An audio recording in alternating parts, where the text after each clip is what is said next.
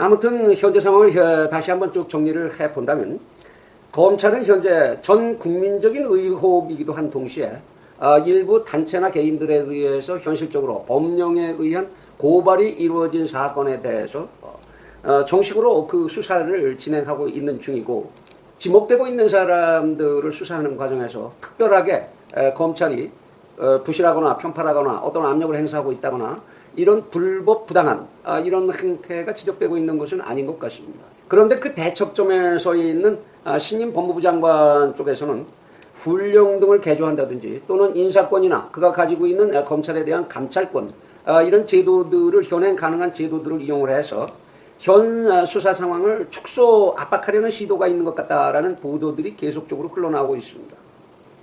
또한 그러한 시도를 검찰 개혁이라고 하는 명분으로 덮어가려는 것 아닌가 하는 그런 의혹을 보이는 그러한 해설들도 많이 쏟아져 나오고 있는 그런 상황입니다. 이러한 때 정말 시청자 여러분들께서 양측 어느 쪽의 편에도 서지 않는다라는 공평한 입장에서 이 문제를 어떻게 해결할 방안이 있다라고 생각하시는지, 여러분들의 생각을 한번 정리해 보신 적이 있는지 그 의견을 함께 나눠보고 싶은 심정입니다.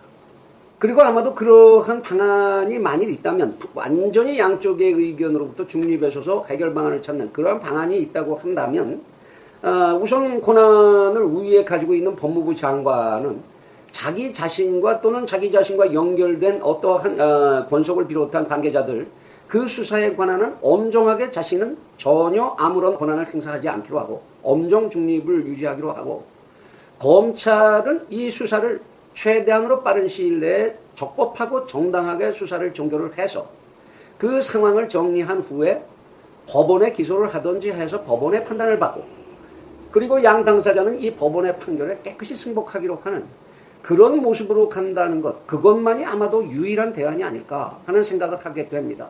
만일 그 방법 이외의 방법이 있다고 생각을 해본다면 그건 방법이 하나뿐이겠죠. 검찰은 지금 현재 하고 있는 수사를 전부 내려놓아야 하고, 그리고 신임 법무부 장관은 지금까지 수사된 내용에 대해서 본인이 검찰 개혁이라고 내세우는 방안을 적용을 해서 정리하는 칼을 휘둘러야 하는 그러한 상황밖에는 남는 것이 없지 않게 될까, 그런 생각을 하게 됩니다. 그러나 그러한 방안은 어떠한 경우에라도 현행 대한민국의 법률로 보거나 국민 정서로 볼 때 결코 바람직한 대안이라고 볼 수는 없을 것입니다. 특히 이러한 때에 제게 의문이 일어나는 것은 법무부 장관이 시종 일관 주장하고 있는 검찰 개혁이라는 것은 도대체 무엇을 어떻게 하겠다는 것일까 하는 것입니다. 지금까지 국민들에게 알려진 바로는 정부가 주장하고 있는 검찰 개혁은 두 개의 방향으로 집약되고 있습니다. 경찰과 검찰 간의 수사권의 조정 문제, 그리고 고위공직자들의 범죄만을 전담하는 공수처의 설치 문제. 아마 이것이 검찰개혁의 논의에, 정부 측이 제안하고 있는 논의의 핵심인 것 같습니다. 그런데 과연 이러한 정도의 변화가 그렇게도 대한민국의 오늘을 위해서 시급하고, 그리고 정말 가장 적절한 것이고, 또한 이 문제를 해결할 수 있는 사람으로서는 신임 이 조국 법무부 장관 이외에 다른 사람을 생각할 수 없는 것이냐, 그러한 이유가 충분하게 어떻게 있는 것인지를 우린 들어본 적이 있느냐, 여기에 의문을 갖지 않을 수가 없습니다. 더욱이 이런 의문에 더해서 최근에 진행되고 있는 상황과 같이 검찰 수사와 관련해서 검찰의 수사권을 일정 부분 제약하려고 한다든지 또는 그거를 지장을 초래하게 하려고 한다든지 하는 그런 법무부 장관의 권한을 이용하는 행위가 만일 검찰 개혁의 방안이라고 한다면 그것은 언감생심 도저히 있을 수가 없는 일일 뿐만 아니라 법률적으로도 권한의 남용이라든지 또는 수사 방해라고는 형법상의 새로운 문제를 또다시 야기할 우려가 없을 수가 없다고 할 것입니다. 이러한 때에 신임 법무장관은 한 나라의 정의를 판단하는 부서의 최종 책임자라는 그 위치에 걸맞게 자신의 본분으로 돌아가서 대한민국이 법치의 나라라는 사실을 국내외에 알려주기 위한 자기 처신을 좀 정리해야 되는 것 아닌가 하는 생각을 하게 됩니다. 또한 그렇게도 초지일관으로 주장하고 있는, 자기 자신이 주장하고 있는 검찰 개혁의 당위성과 그 목표, 그것이 가져오게 되는 현실적인 국익에 대해서 국민들을 설득하고 국회 동의를 구하려는 노력을 충실히 지금부터라도 보여주는 그런 자세를 보여주어야 하는 것이 우선이 아닐까 하는 생각을 합니다. 세상에 존재하는 모든 나라들은, 거의 모든 나라들은 검찰이라는 제도를 가지고 있고, 그리고 미국의 닉슨 게이트, 워터게이트라고 알려져 있죠. 그리고 빌 클린턴의 섹스 스캔들의 수사 문제, 그리고 일본의 검찰들이 보여줬던 권력형 부패에 대한 척결 사례들, 이러한 사례들 같은 데에서 우리는 무척이나 많은 반면 교사적인 사례와 타산지석의 사례를 얼마든지 발견할 수가 있습니다. 표정이 되게 밝아 보이시는데요. 저는 지난 2달 동안 국민 여러분들께서 되게 힘들어하셨잖아요. 맞습니다. 스트레스도 많이 받고. 네. 근데 그 일이 해결됐기 때문에 그 일이 해결됐죠? 국민의 한 사람으로서 기뻐서 네. 또 웃음이 떠나지 않네요. 그렇습니까? 네. 잘 됐습니다. 네. 어쨌간에 오후 2시경, 오늘 오후 2시죠? 조국 법무부 장관이 사퇴 변해가지고 입장문을 내놨습니다. 갑작스러운 조국 장관의 사퇴인데요. 이게 왜 그런 겁니까? 2가지예요. 네. 하나는 민심을 이기는 권력이 없다라고 수차례 우리 얘기했잖아요. 맞습니다. 네. 조국 장관 일가족의 범법행위 때문에 네. 민주당과 청와대, 네. 대통령의 지지율이 하락했습니다. 그때 생각했겠죠? 네. 오늘 리얼미터에서 여론조사를 했는데 아마 이 조사를 보고 집권 세력은 상당할 정도의 충격을 받았던 것 같아요. 맞습니다. 대략 말씀드리면 문재인 대통령의 긍정 지지율은 41.4%, 네. 부정 지지율은 56.1%입니다. 56.1. 이 긍정 지지율 41.4%는요. 네. 문재인 대통령이 당선될 때 네. 얻은 41.09%. 네. 그거에 거의 근접하는 수치예요. 그거 근접하죠? 거의 이제 보통 당선됐을 때의 지지자들밖에 남지 않았다. 맞습니다. 이러한 분석을 할 수가 있고요. 네네. 더 하나 충격적인 게 있어요. 뭐죠?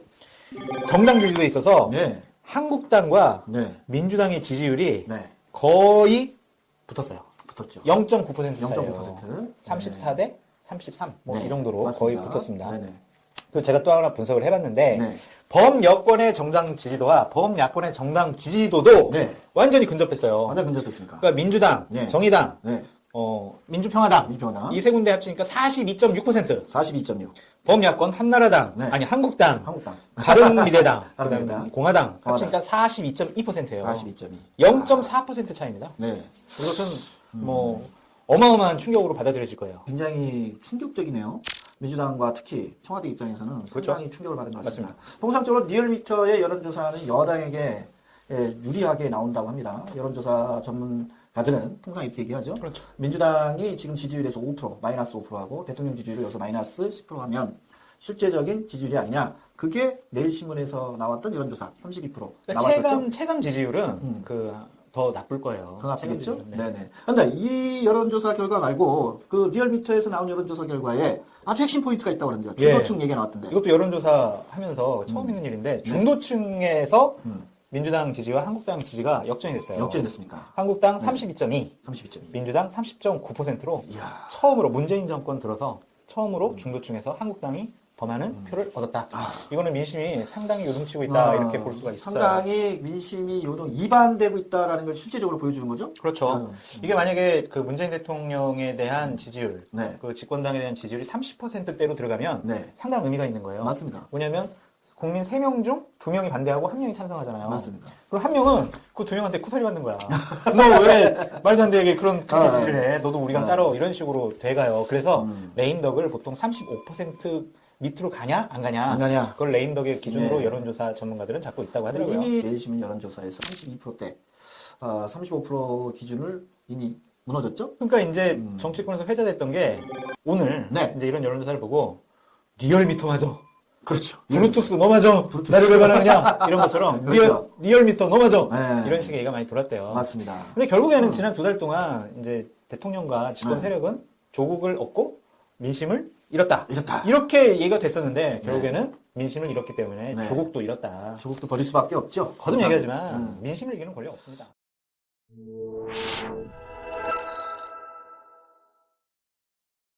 자, 이런 상황에서 각 당 반응 좀 어떻습니까? 각 당 반응하기 전에 한 가지 이유가 더 있습니다. 조국이 사퇴한 이유. 네, 하나 더. 얘기하시죠. 네. 이건 저희 완전한 추측입니다. 네. 검찰 조사에서 네. 어쩔 수 없이 사퇴할 수밖에 없는, 스모킹 건가요? 버틸 수가 없는 네. 그런 스모킹건이 결국에는 조사됐다. 네. 그 얘기를 들은 조국 장관과 부인은 더 이상 버틸 수가 없었다. 그것 중에 하나가 오늘 조국 장관 부인이 5차 소환 조사를 당했는데 맞습니다. 오후에 몇 시간 조사받다가 오후에 조사 못 받겠다 그러고 그냥 가버렸어요. 가버렸어요. 어마어마한 충격을 받은 거죠. 맞습니다. 그렇기 때문에 결국에는 검찰발 어떤 스모킹건이 곧 나오지 않을까. 그러니까 정경심 교수 구속영장 칠 때 그런 것들이 좀 밝혀지지 않을까 그런 생각이 듭니다. 저는 덧붙여서 장 소장님과 얘기를 하셨는데요. 제가 볼 때는 윤석열 찍어내기, 윤석열 그 검찰총장의 성접대, 접대 문제, 김학의 사관의 스폰서였던 윤준천 씨의 접대 문제 이야기 또 나왔습니다. 이런 것도 있는데 결국에는 저는 이렇게 이번에 그 조국 장관을 사퇴하면서 윤석열 검찰총장도 같이 사퇴시키려고 하는 거 아니냐, 그런 생각도 있습니다. 그런 정치인 꼼수가 있죠. 그래서 지난주부터 11월 달 동반 사퇴설 네, 이런 것들이 보도가 됐었고 맞습니다. 아까 우리 김 국장께서 얘기하셨던 것처럼 이제 한겨레에서도 상당히 좀 흠집내기성 기사를 많이 냈죠. 맞습니다. 그런데 이제 좀 이해가 안 돼요. 왜냐? 범죄자를 수사하는 검찰총장을 왜 사퇴시키냐고. 그러니까요. 그러니까 불편하고 마음에 안 든다는 거예요. 맞습니다. 옛날 박근혜 때 최동호 검찰총장을 네, 찍어냈잖아요. 그때 맞습니다. 국정원 댓글 사건 자기네 말 안 들었다고. 그때 또 주인 검사가 윤석열 검찰총장이 하여튼 대자뷰예요, 대자뷰. 하여튼. 근데 네, 웃긴 게 하나 있어요. 이게 박지원 의원이 주말에 조국 장관 곧 조만간 사퇴한다. 이렇게 얘기했어요. 그런 얘기가 있다라고. 예, 박지원 의원의 그 정보를 내려는 정보 빨대는 탈주성을 구하죠. 그게 추측인지 아니면 정치력에서 나오는 상상력인지 아니면 정보인지. 그리고 여담이지만 조국 장관이 왜 하필 오늘 사퇴를 했느냐? 그거는 바로 내일 국정감사가 열리고 있거든요. 맞습니다. 법무부 국정감사 때 네. 위증을 하게 되면 그건 고발당해요. 고발당하죠. 인사청문회 때는 위증을 해도 고발당하지 않는데 네. 내일 지금 얘기 들어보니까 한국당 법사위원들이 벼르고 있었대요. 벼르고 있다는 말이에요. 네. 근데 완전히 지금 조국 장관 사퇴해가지고 지금 당황스럽고 부글부글한데요. 내일까지 나오고 해야지 말이야. 그러니까요. 이 사람 끝까지만 그런다고. 저희 평론가들은 그거에 되게 무게를 두고 있습니다, 사실은. 제가 방송, 여러 방송을 보니까 결국은 조국이 내일 국감 때 이 위증죄에 걸리지 않겠느냐, 그래서 나오지 않았느냐. 그 얘기를 방송에서 처음 한 사람이 바로 저 장 소장입니다. 맞습니다. 2시에 조국 네. 장관 사퇴 성명서가 이제 오픈이 됐죠? 네. 제가 그때 SBS 출연